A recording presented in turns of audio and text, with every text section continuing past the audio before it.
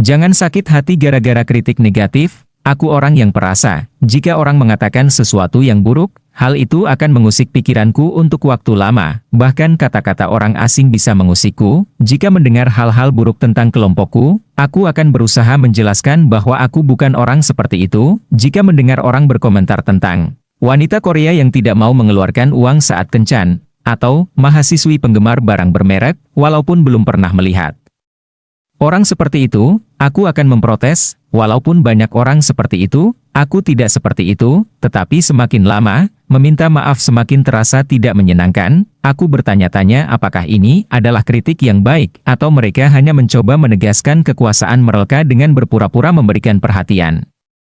Kalau dipikir-pikir, aku sering mengatakan sesuatu yang tidak ku ketahui secara pasti. Kadang-kadang, lebih mudah melihat kelemahan daripada kebaikan, dan ketika orang mengkritik, mereka merasa lebih hebat daripada orang lain. Mungkin mereka melakukannya karena iseng, mungkin juga karena iri, mungkin saja mereka juga mengkritikku karena alasan itu. Aku pun mulai menyaring kritik-kritik negatif, sifat pesimistis, dan kecemasan tak berdasar. Setelah melakukannya selama bertahun-tahun, aku pun berhasil membentuk standar untuk diriku sendiri. Pertama-tama, pastikan apakah komentar atau pertanyaan itu memang didasarkan pada kasih sayang dan perhatian atau bukan. Kalau bukan, sebaiknya kita tidak merespons. Seperti para kerabat yang suka bertanya, kapan kau akan mencari pekerjaan? Atau, kapan kau akan menikah? Anggap saja sebagai sapaan yang bisa diabaikan karena tidak ada respons lain yang bisa kita berikan. Di saat seperti ini, kita tidak perlu merasa tersinggung dan sekadar menjawab, segera. Tindakan yang paling cak adalah mengabaikan orang yang mengajukan pertanyaan hanya untuk menunjukkan kekuasaan mereka. Orang-orang seperti ini sering mengatakan hal-hal yang tidak bisa dibuktikan. Misalnya, dulu kami tidak seperti ini. Kita juga perlu mempertimbangkan apakah hal-hal yang dihebohkan sejak dulu sebenarnya adalah masalah sepele. Konon smartphone membuat individualisme semakin parah dan komunikasi semakin sulit.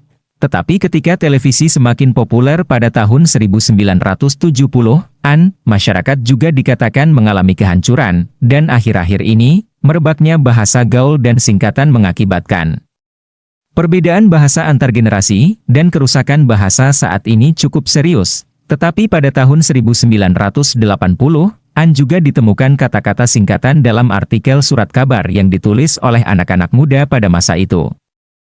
Kita juga harus mempertimbangkan apakah masalah ini muncul akibat generalisasi yang berlebihan atau kecemasan yang berlebihan. Sebaiknya kita tidak setuju begitu saja bila mendengar komentar-komentar seperti, sekarang ini universitas sangat diskriminatif, atau, anak-anak zaman sekarang tidak punya sopan santun. Tetapi memastikan terlebih dahulu apakah ada dasar untuk komentar seperti itu dan maksud di baliknya. Akhir-akhir ini banyak komentar yang dilontarkan tanpa bukti, dan walaupun orang yang berkomentar itu berpura-pura cemas, mereka sering menggunakan komentar itu untuk menunjukkan kekuasaan mereka dan menegaskan status mereka yang superior. Kita harus mengecilkan suara-suara di sekeliling kita supaya kita bisa mendengarkan suara-suara yang penting. Kadang-kadang kita harus mendiamkan orang-orang yang ingin ikut campur. Jika tidak begitu, suara kita akan tenggelam dan pendapat kita tidak akan didengar.